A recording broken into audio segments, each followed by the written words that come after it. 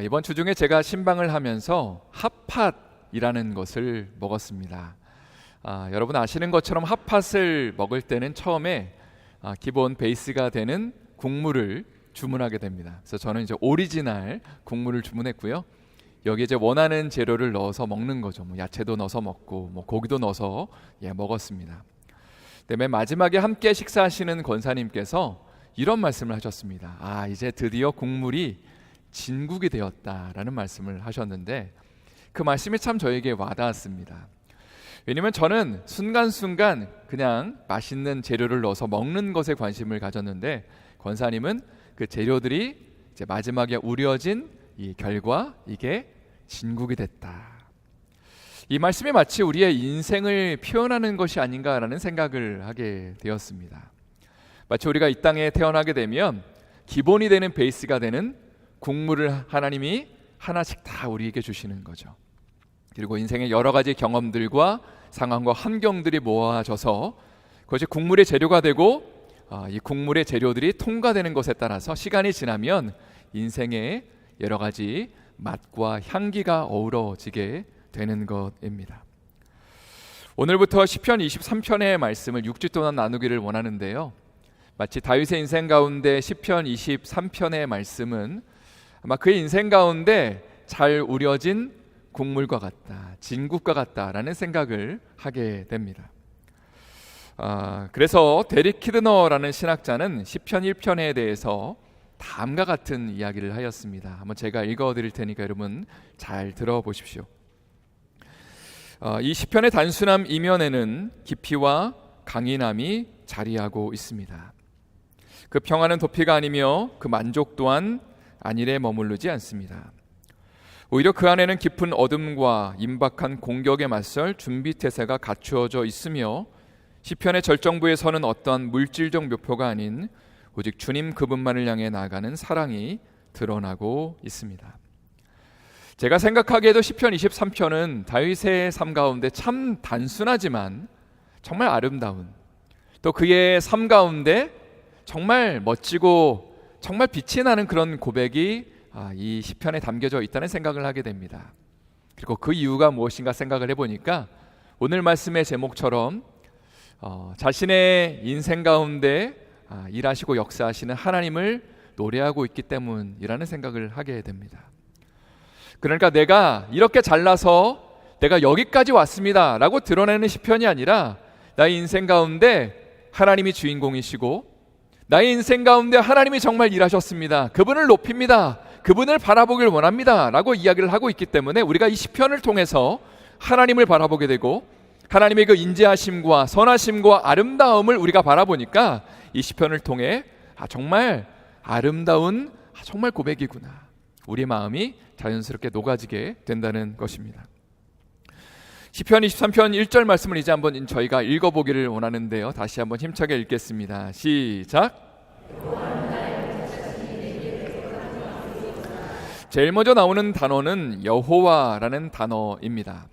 실제로 히브리어 성경을 보면 여호와, 야훼라는 단어가 제일 먼저 등장하는데 영어 성경을 보시면 제호바라는 단어가 나오는 것이 아니라 The Lord라는 단어가 먼저 나오는 것을 보게 됩니다.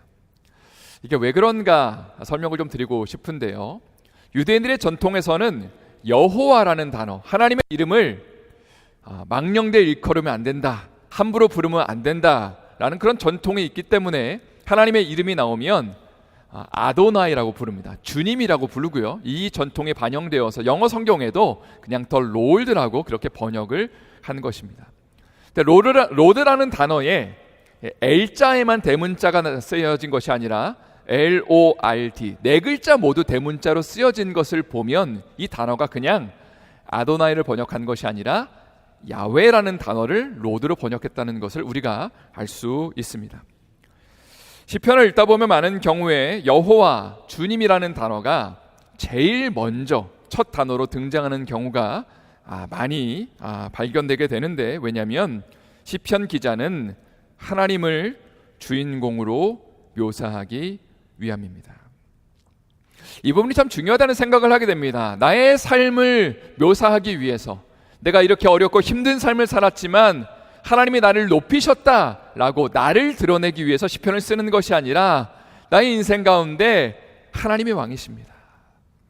하나님이 정말 선하고 아름답게 일하셨습니다. 그분을 찬양합니다 라고 하나님을 높이기 위해서 시편의 기자들과 다윗은 지금 아름다운 고백을 하나님 앞에 올려드리고 있다는 것이죠. 얼마 전에 왕과 사는 남자라는 영화가 나왔습니다. 이 영화가 역대의 한국 영화 흥행 순위에 지금 몇 등이죠?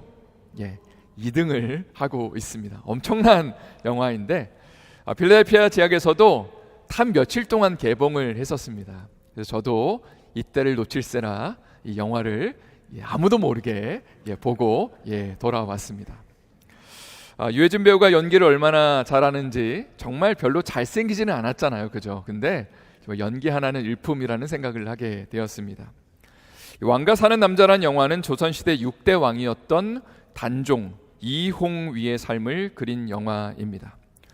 그는 12살의 왕위에 올랐지만 숙부였던 수양대군에 의해서 왕위를 빼앗기게 되고요, 영월에 있는 청령포라는 곳에 유배를 가게 됩니다. 유해진 배우가 연기했던 촌장 엄흥도와 마을 주민들이 이 단종 이홍이를 극진하게 보살피는 것이 영화의 주요 내용입니다. 그리고 이 단종이 마음 가운데 여러 가지 낙심하고 그리고 정말 살아갈 소망이 없는 그 상태에서 마을 주민들의 극진한 보살핌과 사랑을 받으면서 살아갈 소망을 얻죠. 그리고 드디어 자신의 사명을 깨닫게 됩니다. 내가 빼앗긴 이 왕위를 다시 찾아야겠다.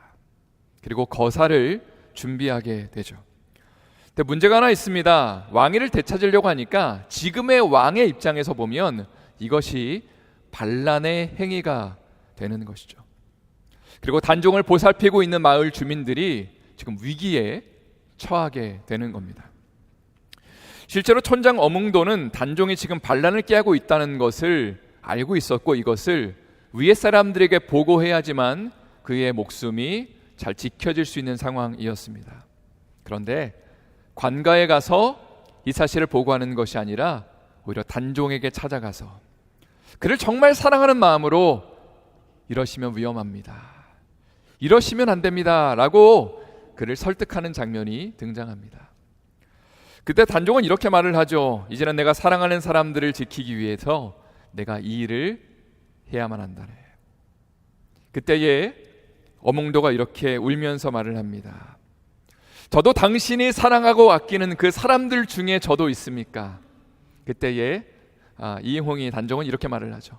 그대는 아닌가 하면서 내가 정말 당신을 그대를 사랑하고 그대도 나를 사랑하지 않는가라는 그런 말을 하게 됩니다.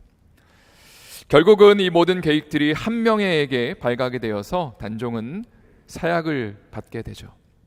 그리고 그를 도왔던 사람들은 정말 곤란한 상황에 처하게 되고 그를 도왔던 어몽도와 가족들은 평생 도망자의 삶을 살게 된다고 합니다. 근데 만약에 그 어몽도에게 이런 질문을 던진다면 어떨까요? 당신이 단종을 도와준 것을 후회합니까? 그는 이렇게 말할 겁니다. 아니요, 후회하지 않습니다. 저의 삶이 왕을 온전히 빛나게 했기 때문에 그 짧은 순간이라도 나의 삶을 다해서 그를 높여줬기 때문에 나는 후회가 없습니다 라는 아마 이야기를 그는 할 것이라고 생각을 합니다. 성도 여러분, 왕과 사는 남자의 영화의 주인공은 어몽도라는 사람입니다. 그러나 조금 전에 나눈 것처럼 그의 인생에 당신의 주인공은 누구였습니까? 라고 말한다면 제가 주인공입니다 라고 말하는 것이 아니라 제가 섬겼던 단종이라는 이 왕이 저의 삶에는 주인공이었습니다. 나를 높이는 삶이 아니라 이 왕을 높이는 삶을 살았기 때문에 나의 삶이 빛날 수 있었습니다 라고 그는 분명히 고백했을 거란 사실입니다. 이것은 우리의 삶도 마찬가지라는 생각을 하게 됩니다. 가령 여러분의 인생의 드라마에 여러분 제목을 붙인다면 뭐라고 붙이시겠습니까? 생각해 보세요. 나의 인생의 드라마에 어떤 제목을 붙이면 좋을까? 뭐 구사일생 혹은 뭐 파란만장 뭐 또 눈부시게 아름다운 이런 제목을 붙일 수 있을 거라는 생각을 하게 됩니다. 근데 만약에 우리의 인생의 드라마의 주인공이 나라고 생각한다면 좀 뭔가 인생에 문제들이 잘 풀릴 때, 그때는 좀 어깨에 뽕이 올라가겠죠. 내가 이런 삶을 살고 있다고, 나를 높이라고 하면서 사람들에게 나를 좀 드러내기를 원할 겁니다. 그런 어렵고 힘든 일이 발생했을 때는 정말로 내 마음이 죽을 것 같고 힘들고 살아갈 소망이 끊어지는 것이죠. 그런데 이 모든 역경과 아픔 가운데 우리의 인생에 정말 반전이라는 것을 경험할 수 있는 비결이 있는데, 그것은 우리의 인생의 주인공이 내가 아니라 하나님이심을 고백하는 거죠. 하나님, 내가 살아가는 이유와 목적이 나를 드러내고 나를 높이고 나를 빛나게 하는 것이 나의 삶의 목적이 아니라 나의 인생의 주인공 되신 하나님을 높이기를 소망합니다. 그리고 하나님 나의 삶 가운데 왕 되시고 목자 되셔서 내가 어떤 상황과 환경들 속에서도 하나님을 바라보고 하나님의 일하심을 경험하며 하나님을 높이겠습니다 라고 우리의 삶의 고백들을 드릴 때에 비로소 우리의 삶은 조연이지만 그 영화가 정말로 대박이 나는 거죠. 하나님이 높여 주시면, 하나님이 높임 받으시면 그 영화가 대박이 나면서 조연인 나도 덩달아 영광을 누리게 되는 것입니다. 다시 오늘 본문의 1절에서 여호와는 나의 목자시니라고 고백하는 건 역시 하나님이 내 인생의 주인공이라고 고백하는 거라고 할 수 있습니다. 쉽게 말해 나는 양이고 하나님은 나의 삶의 목자시고 하나님이 내 삶을 책임지십니다. 하나님, 내가 주님을 온전히 따라가겠습니다 라고 그분을 높이고 바라보는 고백이라는 것이죠. 제가 예전에 위키피디아 사전에서 양의 특징이 무엇인지를 좀 찾아본 적이 있습니다. 몇 가지 재밌는 사실들을 발견하게 됐는데요. 첫 번째로 양은 방향 감각이 없는 동물이라고 합니다. 우리 가운데도 동서남북이 헷갈리시는 분들이 계시죠. 범사에. 저도 좀 그런 편인데 양도 동서남북이 헷갈리기 때문에 그래서 자기의 힘과 능력으로는 그런 방향을 제대로 찾을 수도 없고 또 제대로 된 목적지에도 도달할 수 없다고 합니다. 또 양은 가느다랗고 짧은 다리 때문에 잘 넘어지고요. 그리고 잘 넘어진 이후에 일어나는 것도 잘 하지 못한다고 합니다. 윗니가 없다고 합니다. 아랫니만 있고요. 어금니가 있다고 그래요. 그래서 풀을 먹는 것은 가능하지만 누군가를 공격하는 것은 불가능합니다. 윗니가 없기 때문에요. 또 넓은 시야각을 가지고 있다고 합니다. 한 번에 전체를 볼 수 있지만 선명하게는 보지 못한다고 하죠. 그러니까 자신이 원하는 목적지에 도달하기에는 역부족이라는 거죠. 선명하게 보이지 않으니까요. 자, 그런데 양이 기가 막히게 잘하는 것이 있는데 바로 잘 듣고 그리고 잘 냄새를 맡을 수 있다고 합니다. 따라서 앞이 잘 보이지 않는, 그래서 먹을 걸 제대로 찾을 수도 없고 방어적인 능력도 취약한 이 양이 살아갈 수 있는 방법이 있다면 그것은 청각이 발달되어 있기 때문에 목자의 음성을 듣고 따라가는 것이라고 할 수 있습니다. 자, 그렇다면 다윗이 하나님을 향해서 하나님이 나의 삶의 목자십니다, 나는 양입니다 라고 고백하는 것은 바로 이런 마음 가운데 심정을 하나님 앞에 드리는 거겠죠. 하나님, 저는 양과 같이 눈도 잘 보이지 않고 하나님 방향 감각도 제대로 갖춰 있지 않습니다. 하나님, 저는 어디로 가야 될지도 모르고 누군가가 저를 공격하면 꼼짝없이 당할 수밖에 없는 연약한 존재입니다. 그런데 그 모든 것들을 알고 있기 때문에 하나님 내 삶의 목자하시니까 주님의 말씀하시면 제가 따라가겠습니다. 제가 주님을 온전히 바라보며 나가겠습니다 라고 지금 시편 23편 1절에서 고백을 하고 있다는 것입니다.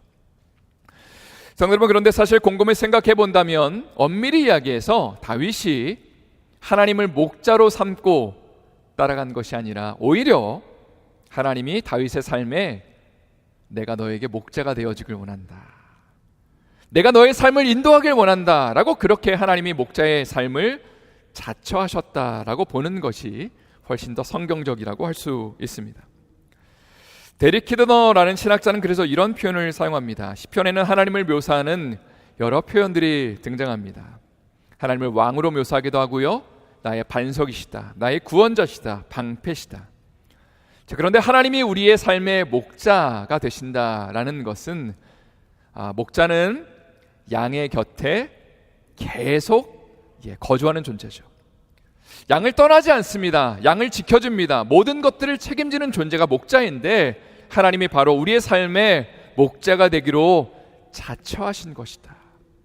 이것이 바로 하나님이 우리의 삶의 목자가 되신다는 것의 진짜 의미라는 것입니다. 그래서 시편 95편 7절 말씀을 한번 저희가 읽어보기를 원합니다. 한번 다 같이 읽겠습니다. 시작. 그는 우리의 하나님이시요 우리는 그가 기르시는 백성이며 그의 손이 돌보시는 양이기 때문이라. 너희가 오늘 그의 음성을 듣거든. 여기 보니까 우리는 그가 기르시는 백성이고 그의 손이 돌보시는 양이다. 하나님 우리의 삶의 목자 되신다라고 선언하고 있죠. 그런데 7절의 마지막에 아주 중요한 표현이 등장하는데 너희가 오늘 그의 음성을 듣거든. 이런 생각을 해봅니다. 하나님 우리의 삶의 목자가 되신 것, 우리와 함께 하시고 우리를 보호하시고 지켜주시고 우리와 영원히 함께 끝까지 하신다는 것은 너무나 영광스러운 제안이고 축복입니다. 그런데 정작 우리가 목자의 음성을 듣지 못한다면 주님이 우리의 삶의 목자 되신 것이 무슨 소용이 있을까라는 그런 질문을 던지게 되는 것이죠. 또 요한복음 10장에서 예수님은 자신을 선한 목자라고 말씀하십니다. 26절과 27절의 말씀을 한번 다 같이 힘차게 읽겠습니다. 시작.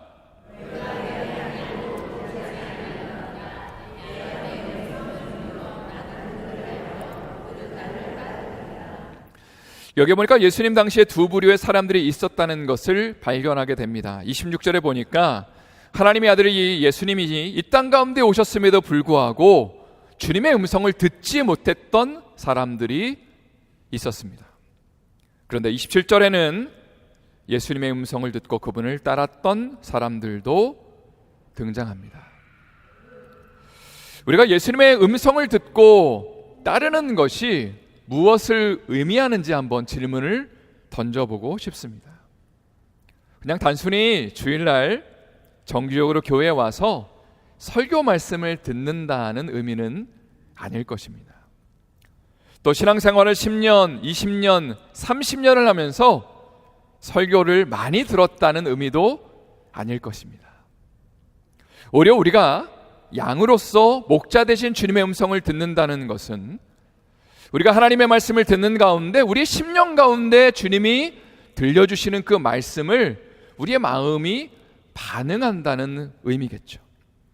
그럼 어떤 문제로 인해서 나는 고민하고 아파하고 야 이거 정말 잘못하면 죽겠구나, 이거 잘못하면 큰일 나겠구나, 나는 인간적인 생각을 하고 있는데 주님의 음성을 들려주는 그 순간에 내 마음에 안정감이 찾아오고 야 이거 이렇게 하면 살겠구나, 예수님이 정말 이걸 기뻐하시겠구나라는 음성이 들려지는 것을 의미합니다. 그리고 그 음성을 듣고 내가 믿음으로 반응하며 그 음성에 따라갈 때에 주님이 우리의 삶을 책임지시고 우리가 이 땅을 풍성하게 살아갈 수 있다는 것입니다. 그런 차원에서 제가 여러분들에게 좀 귀에 못이 박이도록 하는 이야기를 한 번 더 오늘 하도록 하겠습니다. 여러분 맥체인 성경 읽기에 꼭 동참하시기를 축복합니다. 제가 얼마 전에 이런 말씀 드렸잖아요. 연총에 맥체인 성경 읽기를 시작을 할 때는 이제 공동체 성경 읽기방에 막 카톡이 정말 매일 엄청나게 많이 올라왔는데 3월 정도가 되니까 약발이 떨어졌다. 근데 제가 그 말씀 드리고 난 다음에 또 조금 더 많은 분들이 다시 참여하기 시작을 하였습니다. 그래서 너무 감사한데 제가 한번 제안을 드리고 싶은 건 이겁니다. 자, 이번에는 그냥 성경 읽기만 하는 것이 아니라 성경을 읽기 전에 한 30초라도 1분이라도 이렇게 주님 앞에 기도하고 읽는 거예요. 저는 한번 따라하겠습니다. 예수님, 오늘도 나에게 음성을 들려주세요. 제가 순종하겠습니다. 이 단순한 고백을 주님 앞에 드리고 난 다음에 한 30초밖에 걸리지 않습니다. 그리고 나서 성경 읽기나 듣기에 참여하는 것입니다. 두 번째는 성경 묵상 노트를 한두 줄이라도 적어보는 것입니다. 성경을 그냥 한번 읽고 넘어가는 것과 나에게 하나님이 주시는 그 음성을 내가 짧게라도 적어보는 것은 너무나 근본적인 차이를 만들어내는 것을 제가 실제로 경험하게 됩니다. 아주 짧게라도 하나님의 음성이 정말 들려진다 하면 그것을 아주 짧게라도 꼭 적는 훈련을 연습을 해보시기를 축복합니다. 오늘의 본문의 시편의 23편 1절 말씀을 다시 한번 저희 읽어보기를 원하는데요, 힘차게 다시 한번 읽겠습니다. 시작. 여호와는 나의 목자시니 내게 부족함이 없으리로다. 읽어보니까 하나님이 우리의 삶의 목자 되신 것의 결과가 나옵니다. 그것은 내게 부족함이 없으리로다 라고 선언하는 것이죠.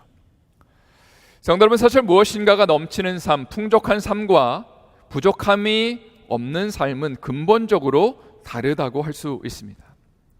우리가 보기에 모든 것을 갖추고 있는 것처럼 보이는 사람들 있죠. 야, 참 부럽다.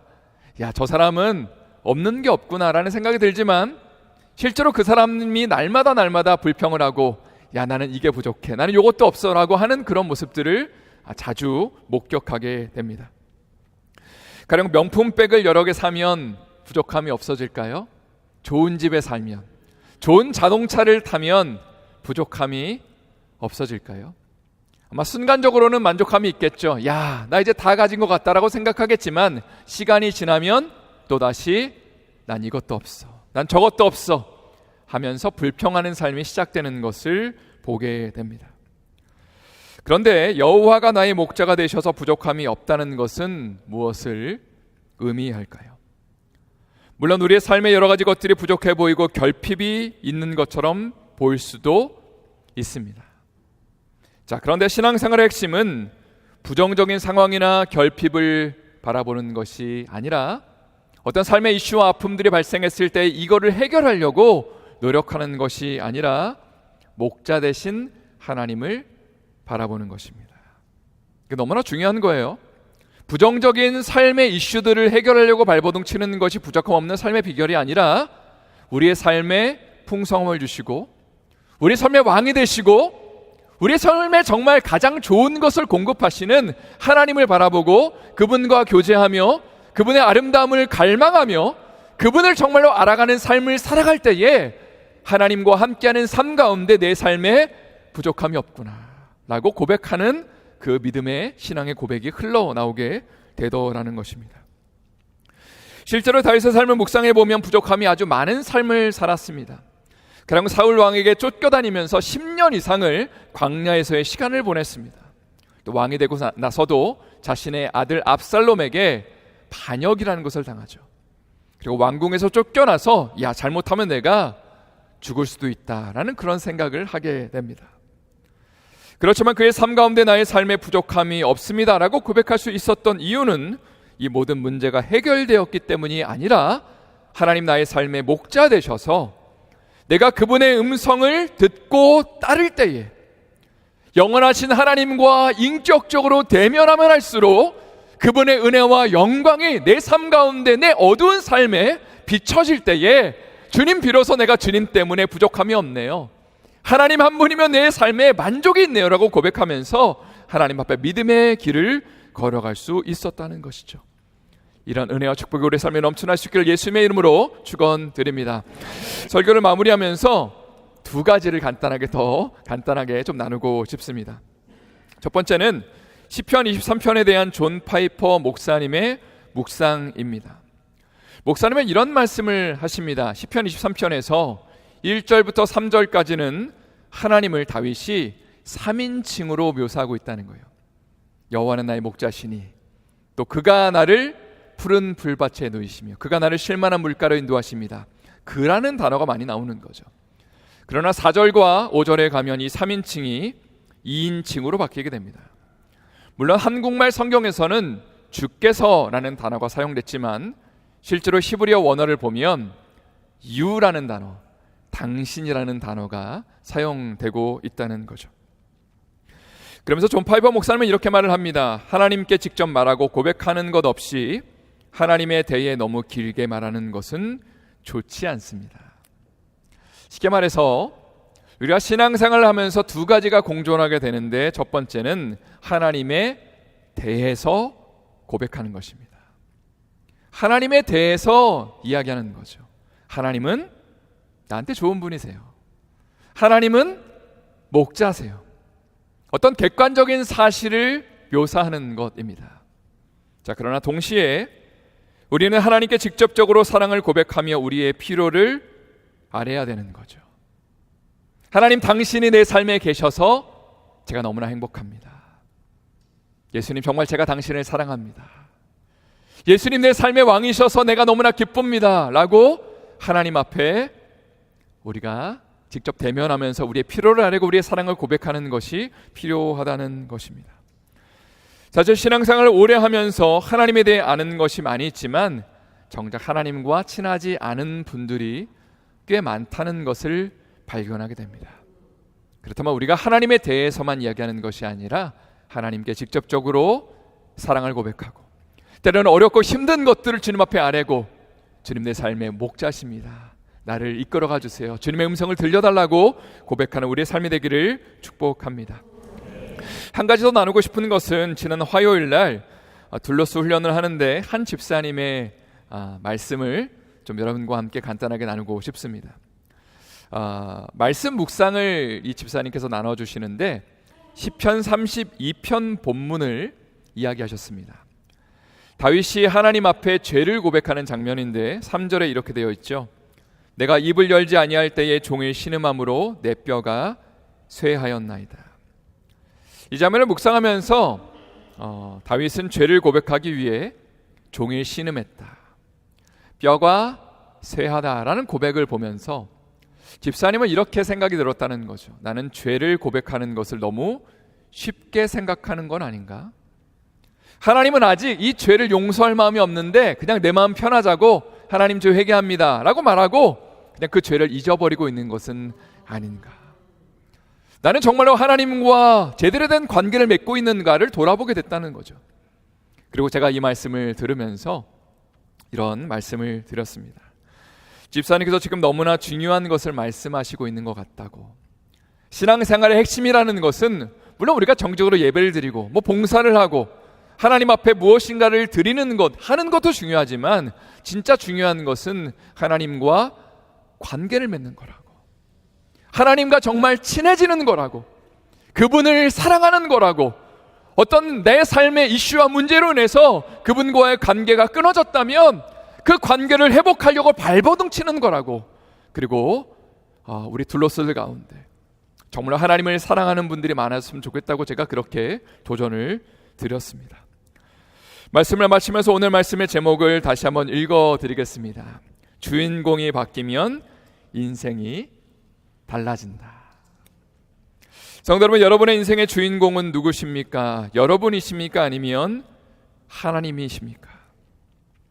하나님을 주인공으로 삼기를 원하신다면 이번 주 2개를 꼭 실천하십시오. 하나님의 음성을 듣기 위해서, 하나님이 내 삶의 목자이심을 고백하기 위해서 2가지를 실천하는 겁니다. 첫 번째는 성경 읽기를 하면서 아주 짧게라도 이렇게 고백하라고 그랬죠.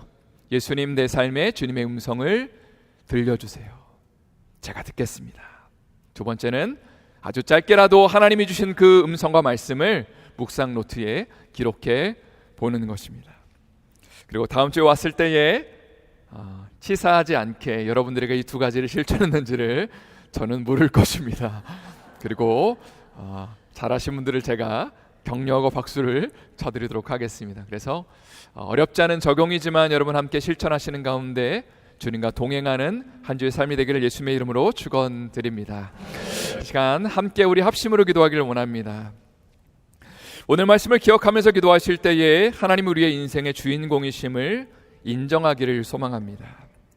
우리 삶에 진짜 만족이 있고 부족함이 없는 삶의 비결은 지금 내 삶의 결핍이 해결되는 것이 아니라 하나님이 내 삶의 목자이심을 고백하는 것입니다. 주님 앞에 정말 부족함 없는 인생, 주님의 내 삶의 왕 되신 인생을 살아가게 해주시고 또 한 주간 하나님의 말씀을 읽으며 주님의 음성을 듣게 해주시고 목자 되신 하나님의 풍성하심을 경험하며 하나님의 크심을 알아가게 하여 주시옵소서. 또 장기적인 예배 장소가 확정되면서 이제 2-3달 정도의 공사가 들어가게 될 텐데 하나님께서 모든 필요들을 채워주시고 주님의 부흥을 기도로 준비하는 우리의 삶이 또 우리 교회가 되게 하여 주시옵소서. 간절한 마음을 가지고 함께해 우리 합심으로 결단하며 기도하도록 하겠습니다.